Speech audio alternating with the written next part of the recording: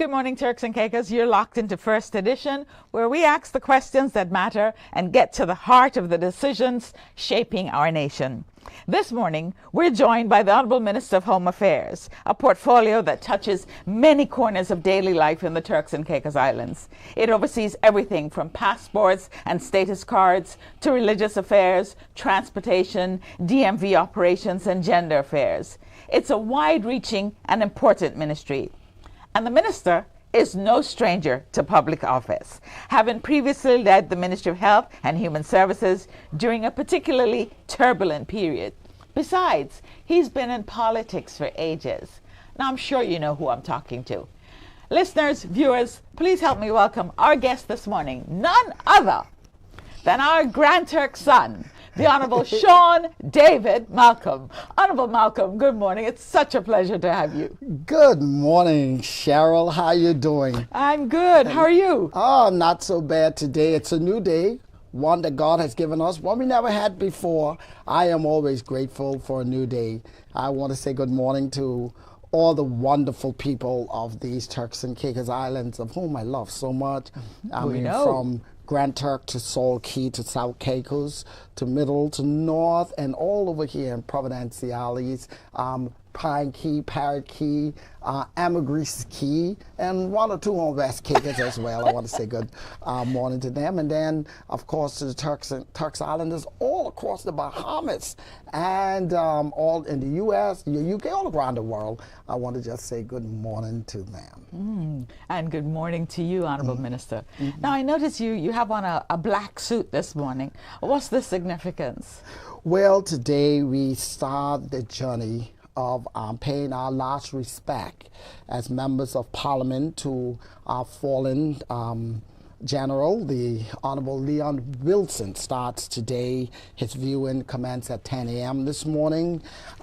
We as a Parliament will pay our respect to him between 4 and 5 p.m. this afternoon. So you'll see all the members of Parliament will be in black today and tomorrow. You know, Honourable Wilson have served this country well over the years. Many of the young people don't really know of his contribution that he have made, and actually this is actually a very solemn and transitional moment for those of us who have been in politics for a long time. Honourable Wilson represents one of the last 4 original members of Parliament from the 76 era. Actually, him and the Honourable also Skippins were the last 2 on the People's Democratic Movement side of the fence. And so now, today, he is now gone, so that leaves only the Honourable O.O. Skippins from 1976. And on the Progressive National Party side, we have the Honourable Norman B. Sanders and Honourable Arthur Butterfield. So they are actually the last 3 left from that 76 group. So this is a very significant moment in history for the House of Parliament with the passing of Honourable Leon. And I during the official funeral for the Honourable Danny Williams in North Caicos, I remember very vividly coming out of the church at his funeral in North Caicos, and the Honourable Leon Wilson saying to the Honourable also Skippins, say, "Well, Honourable Skippins, we are the last 2 left. I wonder who's going first." Oh. And Honourable Skippins said to him, "Well, you are older than me, so I guess." so I guess it will be you. And you know, my time with the Honourable Leon Wilson, you know, I had significant time. Most people don't know he and I worked together for over 3.5 years in the aviation business. Oh, really? Yes, for TCNA, and you know at that time they had the U.S. flight, and I was trained in IATA, doing interline agreements and clearance, and he was in operation, and then I transitioned to operations, and he and I were actually the first Turks and Caicos Islanders TCNA sent off to aviation school in Indianapolis. We were the first trained on the east side security. I think what's the late Thomas. He was trained in that area. Oh. Paul's brother, yeah. Kalen. My yes. good cousin Kalen Thomas. So Honorable Wilson and I go back. We've been friends for years. I had the pleasure, I enjoyed his support like many great men in this country over the last 29 years I've been in politics. I was blessed to have the great support, unwavering support of great men like Honorable Leon Wilson. I'm going to miss him so much. I mean, he was certainly my general, my friend. I had the privilege as the former chairman of the PDM to appoint him along with some 130 members of the PDM that served as stalwarts of the PDM during my time. And I also had the privilege of being his band director in the Turks and Caicos brass band. I spent a little time directing the Turks and Caicos brass band, and he was a member there. So, and I saw him like 2 days before he passed, his passing. So it is going to be a very, very heart-wrenching farewell for such a great man who served this country very well 3 times. In the House of Assembly, he served under McCartney. He served during the time in 86. After the issue with the then representative there, Honorable Smith, who was his brother-in-law, he went back to Parliament and he served till 88, and then he ran again in 88 to 91, so three times. So a lot of what we enjoy today, those men set us on the path that we enjoy today in this country, and sometimes a lot of the younger people think we just got here. We didn't just got here.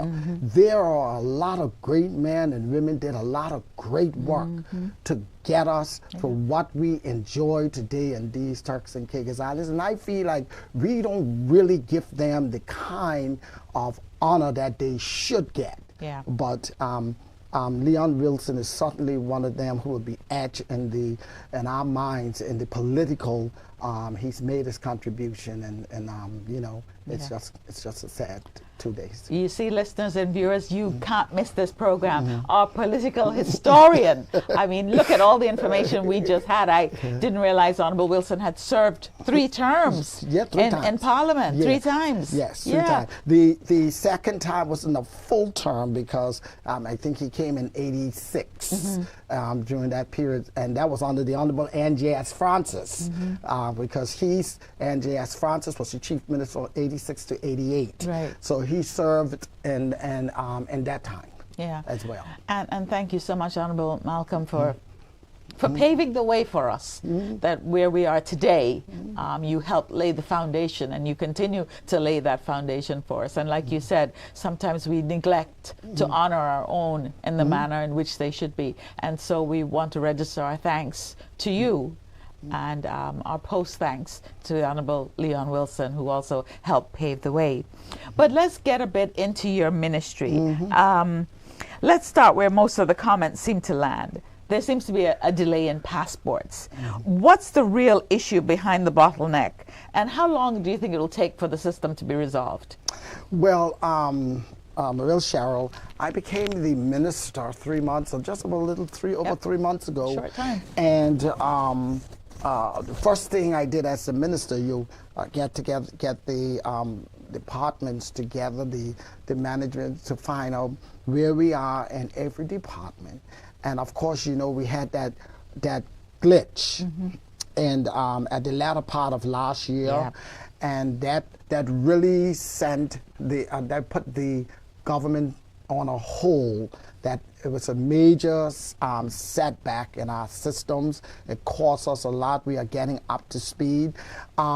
We have now the new Ministry of Innovation and Technology with the Honorable E.J. Saunders, and we have been working together with him to eradicate the problem. The problem. So you needed the system in order to fill the requests of the UK, because a lot of people don't understand that we don't print and process passports in the country. Once we send it off to the UK, the process is then out of our hands until they send that passport back. There has been the last time I checked, a massive backlog of passports. The issue is there's a number of factors that contributes to the issue, and as the minister, one of the things that I'm looking at to fix the problem is the Ministry of Home Affairs is responsible for the output of the passports. We work in collaboration with the Ministry of Immigration. The one-stop shop is where the intake comes in. So we don't get the control of that process until it's delivered to the Ministry of Home Affairs, which is in Grand Turk. And so what I'm looking at, along with other products, because most of the products, status cards, PRCs, you name it, requests for birth certificates, all of that is intake at the one-stop shop. And so what I'm asking as the minister, if I'm responsible for the output of the product, then I want responsibility of the intake. So if I have responsibility from the inception, then I can give an account for the whole process. And so, I mean, that is something that I'm working in tandem with the Minister of Immigration and my government in order to come up with a better process on how we can deliver the service more timely. Also, we have now had more put in overtime. We have people working now on the weekends to bring up the backlog. The last time I checked, we have narrowed it down from well over 1,000 to under 600, and I'm sure when I get a report this week, we should be perhaps already catch up, because they've been working very hard to bring up the backlog. Yeah. Yeah. If you're just tuning in, this is First Edition. No need to tell you who our guest is, because that voice, the minute he speaks, we know who it is. But we have the Honorable Shaun Malcolm here with us this morning. Honorable Minister, any plans to decentralize services beyond Grand Turk and Provo? Say, how do you cater to your constituents in the Family Islands who have requests? Well, Cheryl, one of the other departments I'm responsible for as well is local government and the district commissioner's offices around the islands. One of the things we are working on now is bringing those services into North, Middle Caicos, Salt Key, and South Caicos. Whether that is twice a month, we want to set up shops there. There's more commerce coming to those islands. As of course, you see what's going on in South Caicos. So with the new development and so the need for more services is growing on a daily basis. So there are plans and progress to start offering those services where the folks don't have to come to Provo to reapply for a driver's license. And e-government is going to play a very important part in delivering services to those other islands. And I mean, many people don't realize the products that the Ministry of Home Affairs is responsible for. I mean, from birth certificate to death certificates to marriage certificates, passports, PRC status cards, belongership, naturalization, a lot of vital services. Even registration of debentures and loans, the Register General entails a lot of work, services that need to be delivered to our people on a daily basis. So moving this, having those clinics in those islands is going to be a vital part to and increasing the services to the family islands. Now, you also have portfolio responsibility for religious affairs. How does the ministry interface with religious leaders and our Christian community? What sort of partnerships and relationships do you have with our religious leaders? Oh, well, I think that I've gotten off on a very good foot with the religious community. And that is all facets. You know, our Constitution defines what religious is. And one of the things is working together with the pastors for Tunnel. There's a lot of issues, national issues, that is coming up on the radar to be addressed through the religious Ministry of Religious Affairs. We are looking at, as the minister, one of the things is we didn't have a policy that governs the ministry, so we are well on our way in developing a policy to govern the ministry that should roll out at the end of this summer. But I'm working in tandem with all the stakeholders, all the different religious groups, because you have to respect all the religious groups. So there's a lot of exciting things going on in that ministry. It keeps me very busy. I'm doing on average, 3 to 4 services on a Sunday. Through the week. And I'm not complaining, because I grew up in church. And as I say, church is my center, so I don't see it as a job. It's a pleasure for me. And so we have our 5th National Prayer Breakfast is scheduled for the 5th of July. It's actually a little late this year, but as everything is moving late, as we had this was the election year, which put everything back. And had budget sessions, and the budget came in the latter part of the quarter. And so we're looking forward to our National Day of Prayer that's coming up. And there's national issues.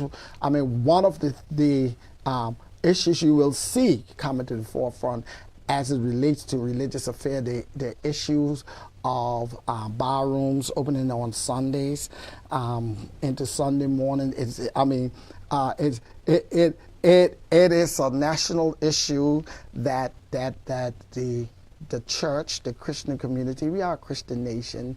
You go to some of these countries, even in America, on Saturday evening at the sunrise, everything is closed. You can go in the UK, in Cayman Islands, and most countries. So it was something that was changed several years ago.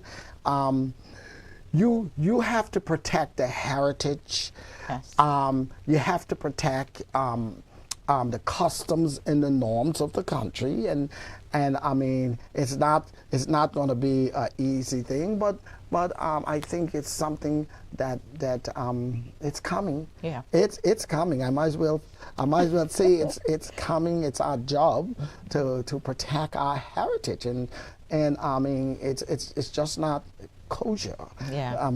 The other day I was at Sunday afternoon service at the Honorable Lillian Boyce Church, and you're trying to speak, and just around the corner the Dominican bar on a Sunday afternoon. The music was just blasting, and I mean in Turks and Caicos, and that's coming to a fast closure. You could take that to the bank.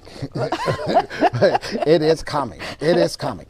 Yeah, we're gonna have to respect our norms. We have to respect our country, and we have to get back to where we respect it. I think that's going to be a popular decision, Honorable Minister. I think I can see some of those folks in Grand Turk, especially our older citizens, saying, yes, we need to go back to that sort of standard that we had. Yes. We have to respect the Lord's Day. Yes. Yeah. And that's it. It has been our custom. It has been our norm, and we will get back to it. Now, you mentioned the National Day of Prayer, and I was going to mention that we've seen the establishment of interfaith councils. We've had the observance of National Days of Prayer. Do you think these initiatives promote unity and dialogue? Well, yes. Yes, it does.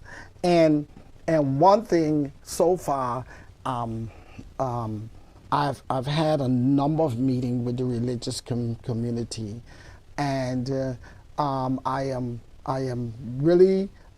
really pleased of the level of interest. I am pleased of the level of participation that we are getting from all denominations all across the spectrum.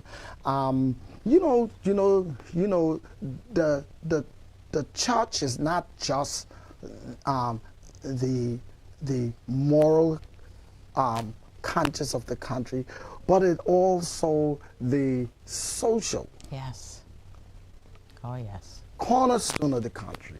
And if the church is going to function in its position, then we see ourselves as aiding the church, helping them to get where. And God in His wisdom, I keep saying it because most countries, when I say I am the minister of religious affairs, they're like, whoa, they actually have a ministry of religious affairs. And I was at the North Caicos Baptist Providence Baptist anniversary the other day, and they had a guest preacher from the Bahamas, and so when they introduced me as the minister of religious affairs, he shook his head, and when he came up to preach, the first thing he said, "Oh, we thought we had it right in the Bahamas, but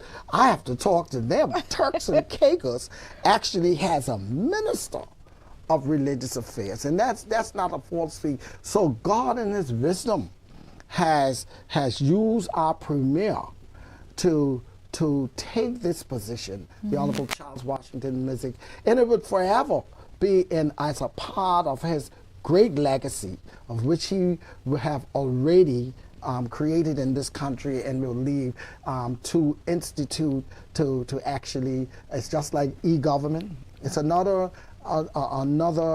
new ministry that under his watch, and so there's a lot of great things going on in the Ministry of Religious Affairs, and it keeps me busy. The importance that we've placed on the church and our Christian fabric. Yes, and so it lands very well with the discussion of putting right. For whatever reason it was changed, that was then, but this is now. And it's not sitting well in our country where on Sundays, I don't care what day you party. If you party down in the DI on Sundays, that's your party day, that's fine. You can fly to the DI every Sunday if you want to, but it's going to stop. I mean, in this country, it will stop. Great. Now, Honorable Minister, you mentioned the social aspects of this whole religious affairs as well. Has your ministry explored any ways beyond the spiritual services that you could help these organizations and the churches? Let's say youth development, our young men are at risk in terms of education, any sort of community outreach? Yes, and again, as I said, with developing our policy to govern the ministry, working in tandem with the Department of Education, with the Ministry of Education. I mean, one of the great things my government did in the last term is with the early childhood daycare centers, after school programs, social programs. The church should have a role to play in delivering those social programs, and I see working together with the church to do that, because then the child gets a total, a holistic upbringing. And you know, the Bible said, bring them up in the fear and nurturing of the Lord. And so you can teach them a lot of things. And I think the church is willing, with the assistant, and that's our job to ensure that the church survives, because it is critical to the overall architect of the country and our thing. So when you talk about programs we are doing with the boys, I also see social development, juveniles, and all of that is in my ministry. And there's a lot of work we are doing in that area. We just took a look at getting a home for boys. The Premier is very concerned about the direction of our young men in this country, and he's expressed it to me as the minister. And we in the ministry is working diligently to get a home for the boys. We have one for the girls that is in Grand Turk, and there's a lot of work going on there with that home. And so now we're looking for one for the boys. We have an issue where young men who are underage that need rehabilitation. You can't put these teenagers in the same facilities with criminals in the jailhouse. Some of them just need reforming, and so it's high on my agenda to find an institution, and I think we are just about there, so that we can save our young men. They just need that extra, guidance push and counseling, and the Premier is very concerned about that. So that's amazing. So it's top on my agenda in the ministry. That's awesome. Now, even though we're going to move away from religious affairs, it still has that sort of religious connotation. I saw you recently at the Leawood Methodist Church in the midst of a whole church full of ladies, and you seem quite at home. So I'm going to switch to gender affairs. I find myself, there are more women conferences that goes on. I mean, just about every church has their women's ministry has their events.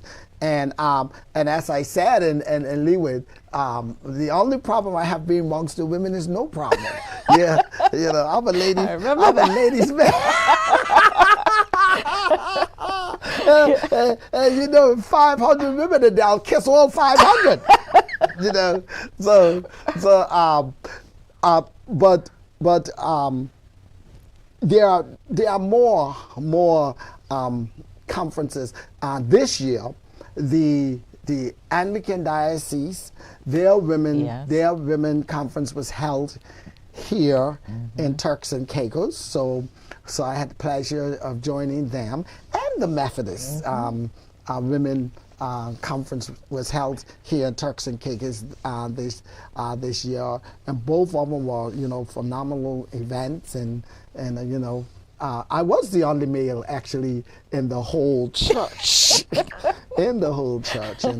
and I enjoyed they're both sessions, both sessions. So what's happening in gender affairs? Are we seeing more equity in the workplace and you know, in our environment? What about our young women? Are they being treated equally as our young boys? You mentioned them already. What is gender doing in Turks and Caicos right now? Well, gender right now, there's a lot of reforms going on in the department, but one of the remarkable achievements we have made in the last few weeks is cabinet has just endorsed a new policy, safe house policies for abused women and girls.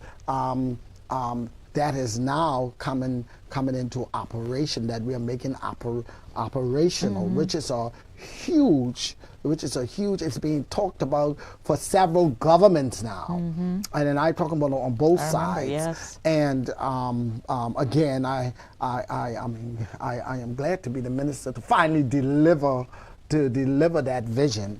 And so I mean, which is big for our gender affairs. They are doing a lot of work as it relates to men's health, as this is Men's Health Month. Yeah. And again, I encourage the men. Men don't like to go and get their checks. I mean, we have prostate is ramping. I mean, not just in this country, but regionally. It is a major concern, and so I want to encourage the men to go and get their checks. They are much easier process, because you know there's worrying about the process and testing. Yes. Getting tested, but medical technology has advanced so much now. It's just a matter of taking a little prick in your fingers, and I was at a meeting in Orlando a few months ago, and new technology out of Qatar with some doctors. It was a group of us from around the region, and they were demonstrating a new technology where they can actually test for your prostate. They can test your sugar level without pricking you through a new digital DNA. You just put your hands on it, and what they did in demonstrating, first they pricked me, take the blood, and they did the test with the blood, and then they did it. I put my hand on the new system. Couple of seconds, and it reads everything, and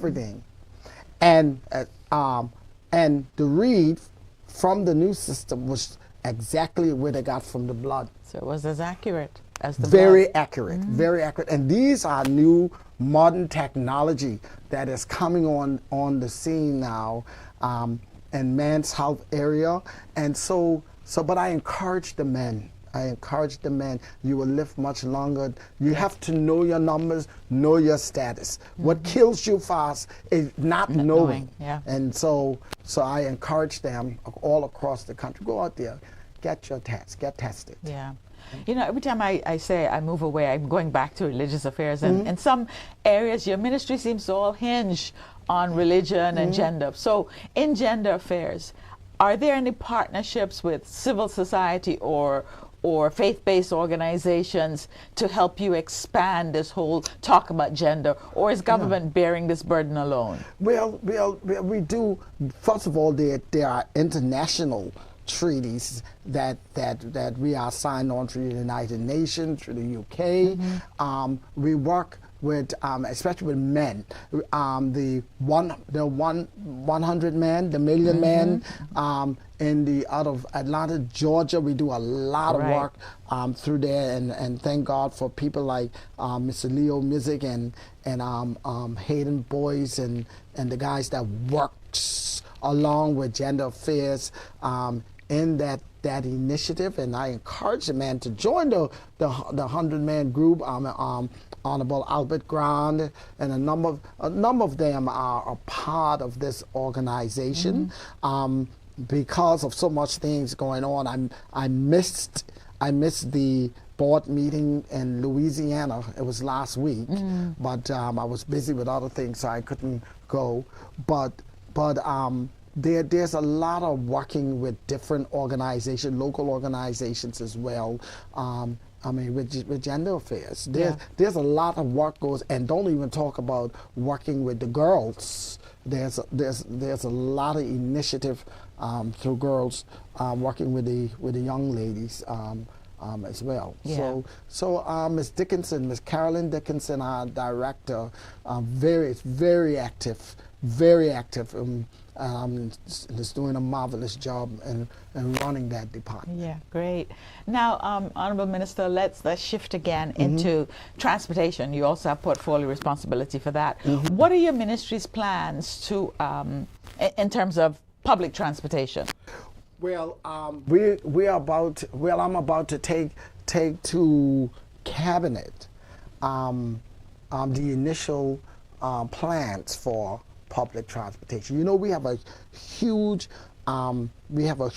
issue with traffic. Yeah.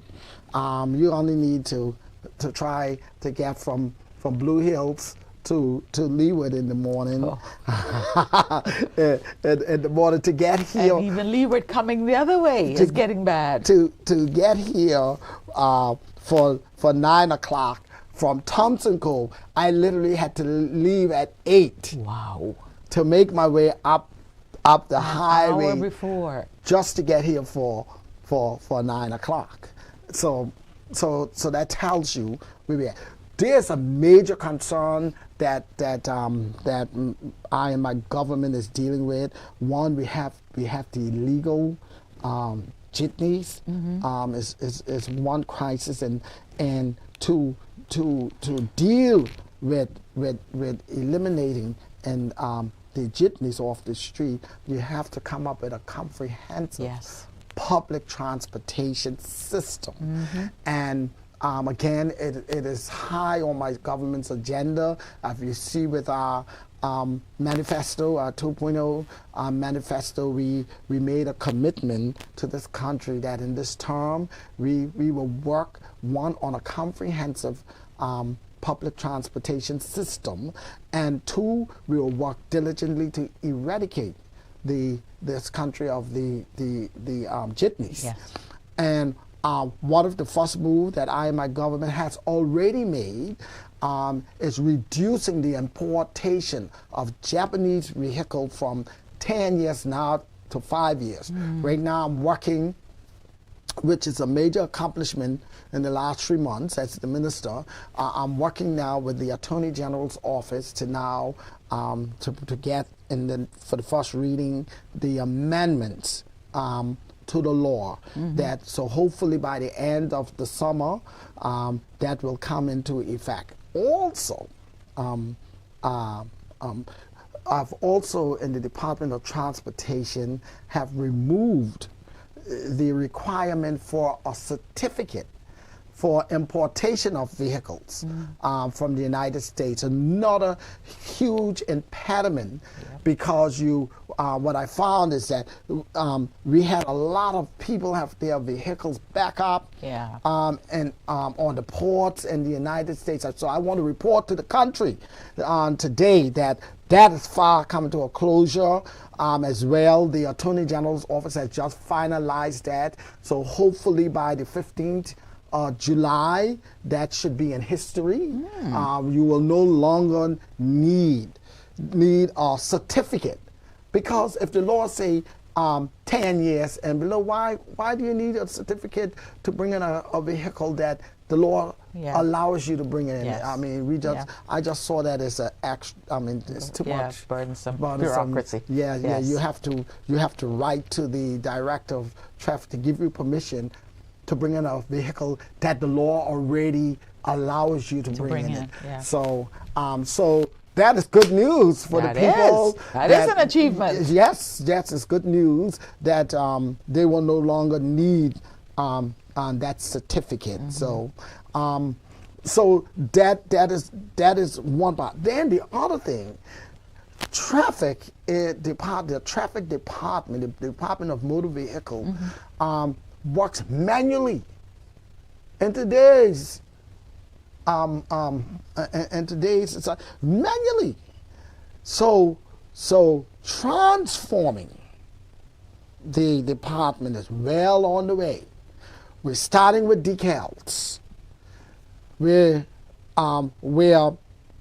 in the not too distant future, before the end of this year, what happens now, if the police stopped you, let's say on Susie Corner, and they need to check if you are legal, if your licenses, if you're legal, if you're registered, the police have to call down to the traffic department.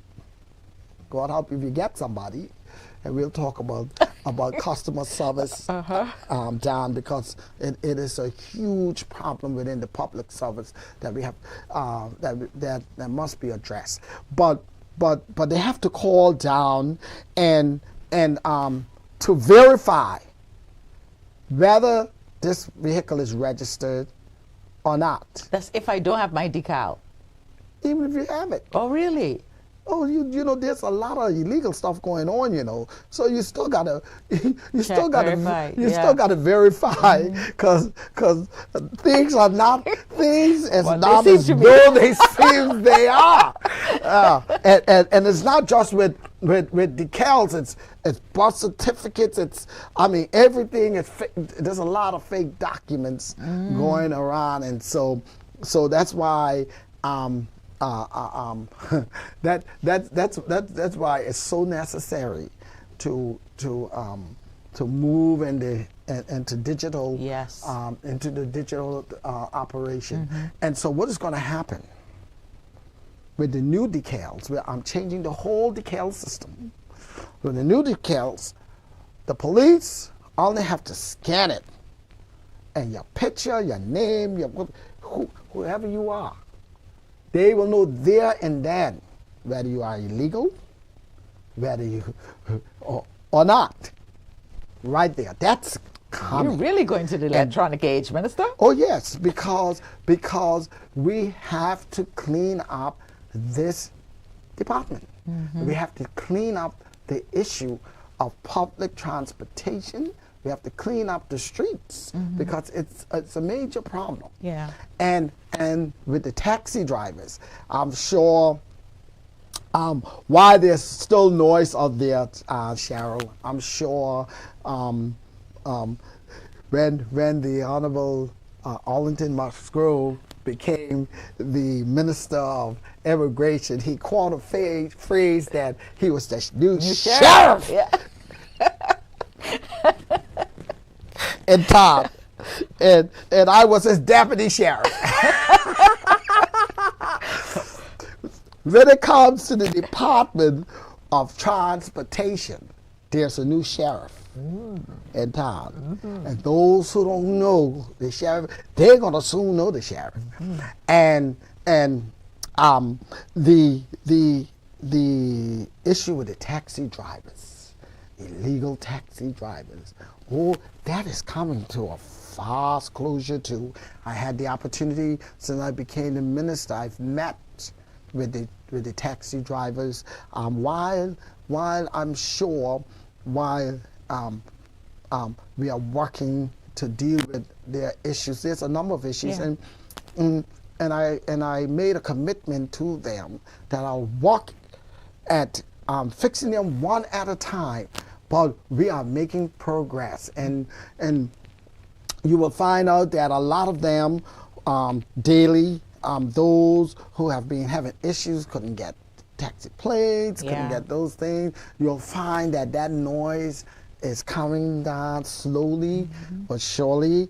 Cheryl, I'm a hands-on minister. I work with the people. I go to work every day. If I'm not in Provo, I'm in Grantor. If I'm in cabinet or pre-cabinet, but I go to work every day, and my office is a madhouse. As a matter of fact, the workers in the office, they say, Minister, we don't know how you was doing.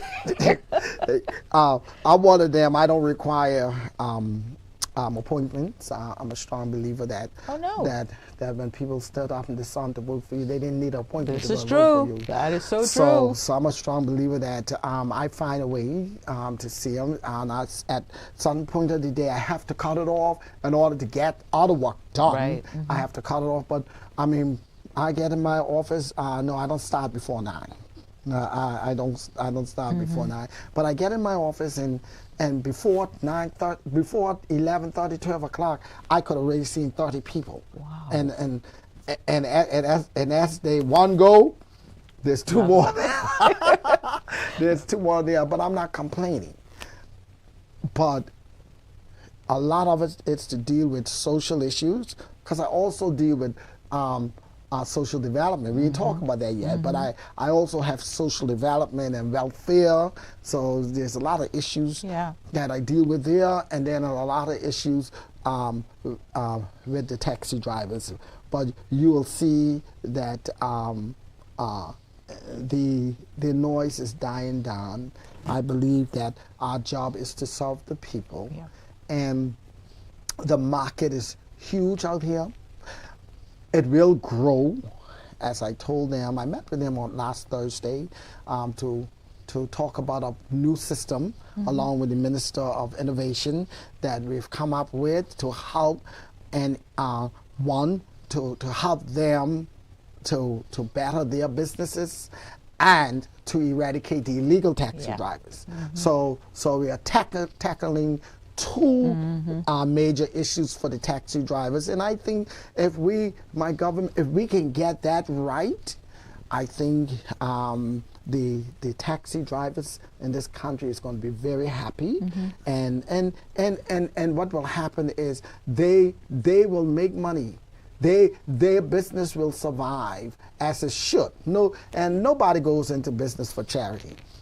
And as a government, we have a responsibility. When we issue a license, we have a responsibility that people can make a reasonable profit on the license in which we issue.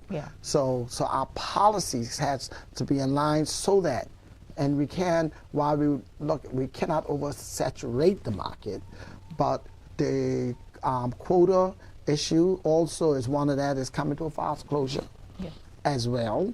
And I mean, you can't give someone a license and then don't give them a plate.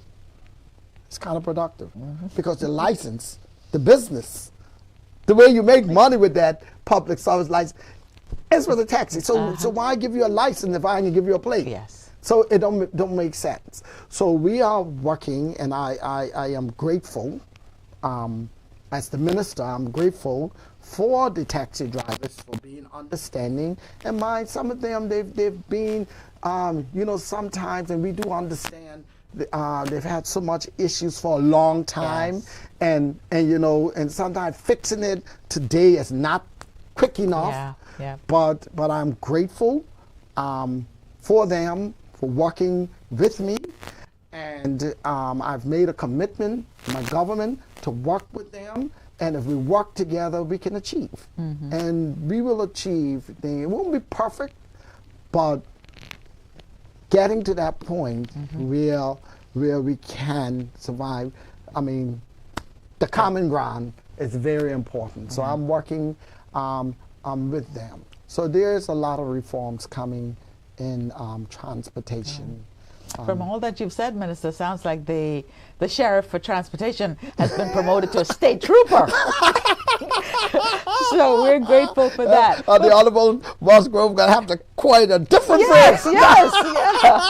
Oh, but he's a PPID. I will tell you his new name. I'll leave his new name for him for when he comes. Okay. But Minister, while we're on transportation, just for a moment, why is it that I still see vehicles ahead of me on the road, no license plate, or some of them even still have the red tag still on, the red lettering? Yeah, that shouldn't happen. Again, one of the policing is a very serious problem too, and perhaps we've reached the stage and the growth of the country, where the Department of Road Safety and Transportation need our own traffic police. Because right now, the roadside, while the Department of Transportation have the governance of the streets, only the police has can stop and issue a ticket. And the police, they are under-resourced. I mean, they are to their max as well, fighting crime. So balancing the interests of the Department of Transportation and the needs of the police operation is a tricky job. And so perhaps when I'm looking at it, we probably reach that point where we need traffic police dedicated to the Department of road safety to work the streets, to work the streets. So that's the issue. It's not. I mean, you know, and you know, some things you think, you know, because you know, in Turks and Caicos, you know, the minister's supposed to know everything. Oh, yes. you know, the minister, if someone talk hard to you down at the one-stop shop, it's the minister's fault. I didn't mind. I didn't know they raised the voice to you, but the government did it. Yeah. So you know how it is. So we need more. We need more traffic police. We've reached that stage where we need traffic police to monitor the streets. You know, even in the mornings. I mean, the traffic flow. We are looking at street lights.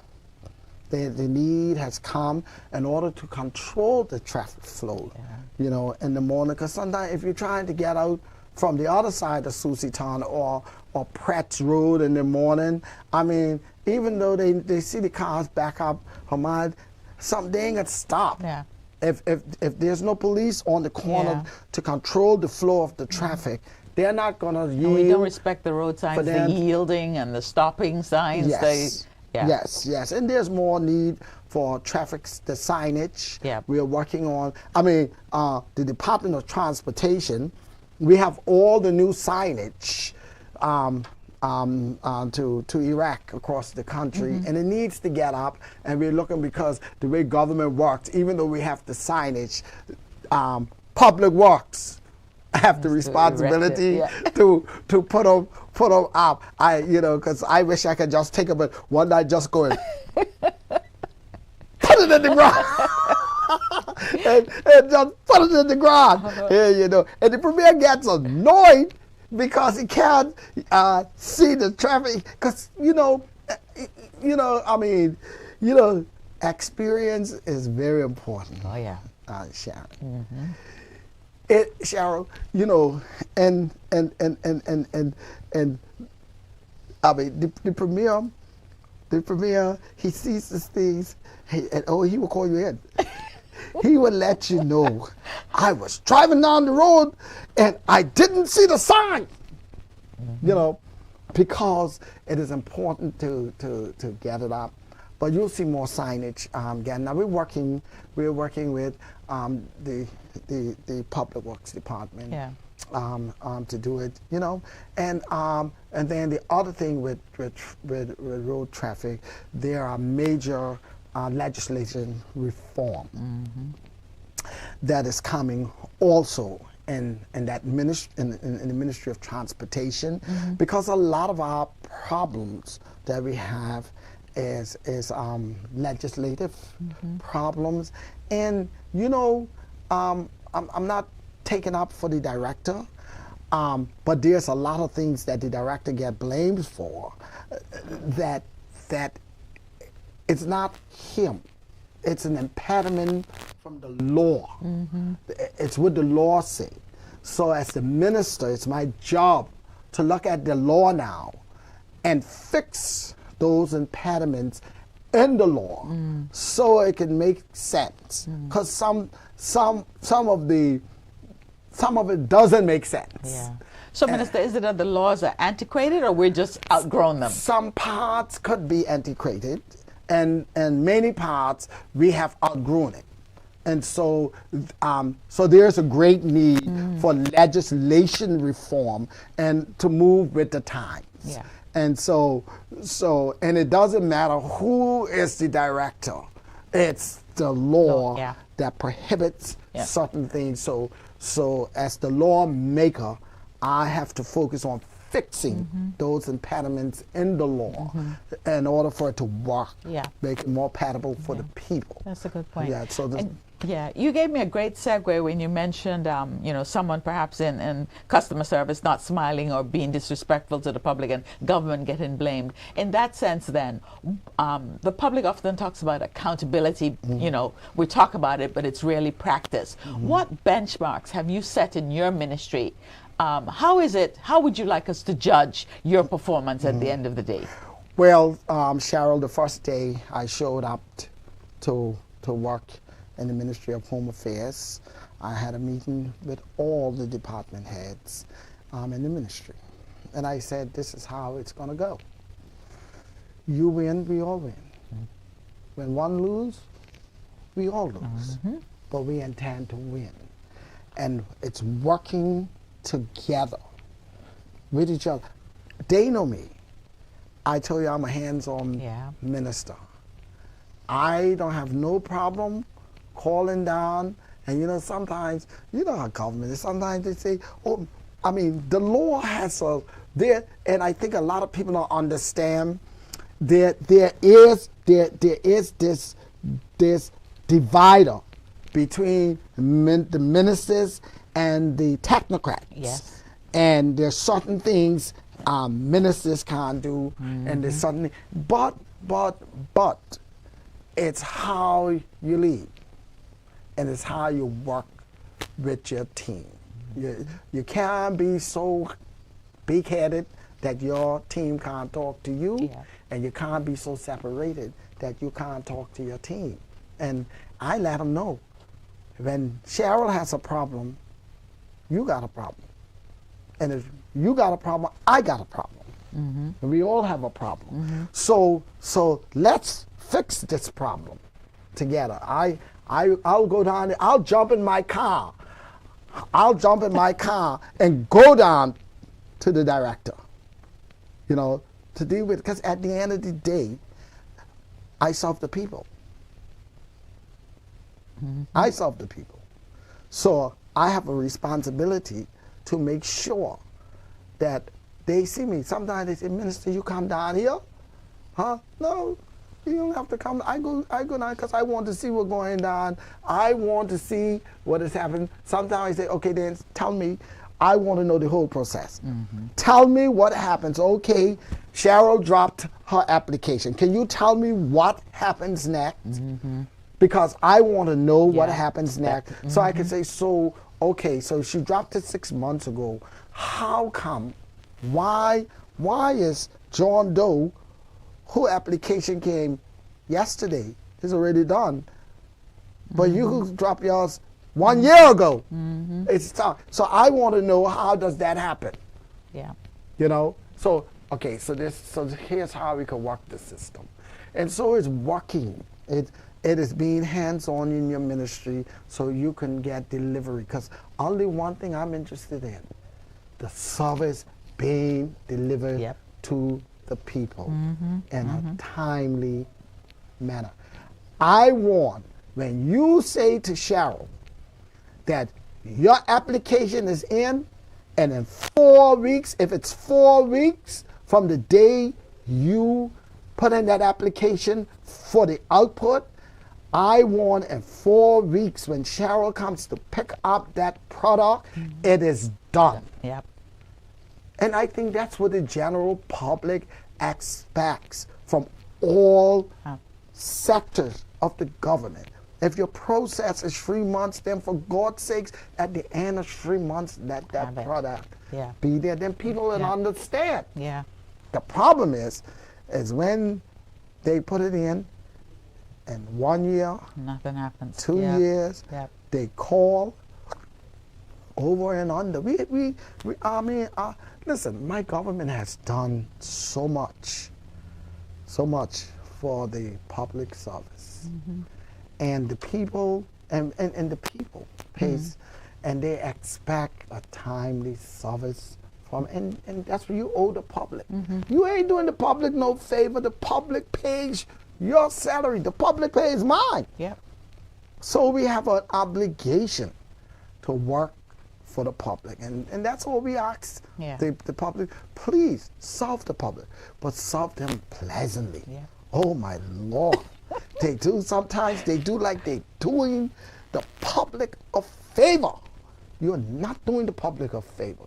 You work for them. And when you're tired of working for them, if you can't stand to see the public, for God's sake, go work somewhere else. That's the bottom line. And so I mean, there's a lot of improvement we have seen. There's a lot of, but there's still room for more. Our customer service is where the customer service area of the public services it's a major problem. But we certainly like the standard you've set, Minister. We're out of time, but I'd like to ask, on a personal note, how do you balance such a vital public role with your personal life and your faith? Oh, well, I told you before, prior to the election, and still the same, my church is my center. So no matter what I'm doing, no matter where in the world I'm at, I find a church. That's my center. That's you know, everybody needs that. Some people go to the spa, some people go to this, some people do churches. Churches where I recalibrate. And I don't see serving the people as a job. It's something I love to do. And when you find your passion and your love is not a burden. Being amongst the people, showing up is not a burden for me. That's what I do. That's where I find my joy, serving the people. And I've been at it for over 29 years. Over 29 years I've been at it. So I don't see it. I don't see it as a thing. We don't get a day off. There's not a day off. And now that I'm in religion, it's just not a day off. Because a lot of the obligation for religious affairs is weekends and Sundays. So it's Monday. So I get a breather if I go to a conference, which is still work. But at least you got, because you can't travel with the powers of the office. So when you leave these shores, you don't travel with the powers. Somebody else is active. So that 1 or 2 days, most times it's a quick reprieve for you. Yeah, most times it's 2 to 3 days. You get that breather, like, you know, because I tell you, the phone never stops. Never stops. They call you, or you get up in the middle of the night, 2 a.m. in the morning, and to go to the bathroom, and you pick up your phone to see who called you while, if you got a message while you're sleeping, and as soon as you pick up that phone, somebody will send you a message or call you 2 a.m. in the morning. They say, Minister, I see you online. And so I'd send you a message. But again, serving for me, serving the people, it's a privilege and it's a pleasure. I don't see it as work. I count it a joy. I count it as a joy. Minister, this hour has been great. We should have known when we invited you that we needed 2 hours. An hour is never enough with you. And you know they're all over the country and say, we're not finished here, our good cousin Sean. I'm not finished yet either. And by the way, I want to say happy birthday to my Auntie Annie Brooks. She turned I saw you out over the weekend. 93. She turned 93 years old, and you know, I am a proud Doc Brooks. I thought Addison. I was just about to say, me and Addison are the Doc, but we're the handsome ones. But we are the Doc Brooks. But I am a Brooks by blood. You know, I come from a deep, steep Brooks. But my baby was Baby Brooks. Right, Married to yes. Malcolm. Yes, So, yes. so many, because they say, Sean, my God, how much more people you related to? And I'm Brooks by blood. That ain't paper. No. Paper you can throw away. But I'm a blood Brooks. That's right. Yes. So, Minister, we want to thank you so Thank much. It's you, been a Cheryl. pleasure. Please come back. Because Well- we still have a lot of ground to cover. Yes, we have a lot. We haven't even touched district administration. No, and we have the new board is appointed already. Yeah. That is exciting with the local government. Yes. And I'm preparing legislation now to implement city managers for Grand Turk and Providenciales. And we will talk more about that when I come back. Yeah. Because we're interesting. moving the local government to a next phase. And because we have a lot of complaints of the cleanliness of those islands, Grand Turk and things, they're constant. We have to find a way to do it, and we will talk more about that when I come back. Yeah.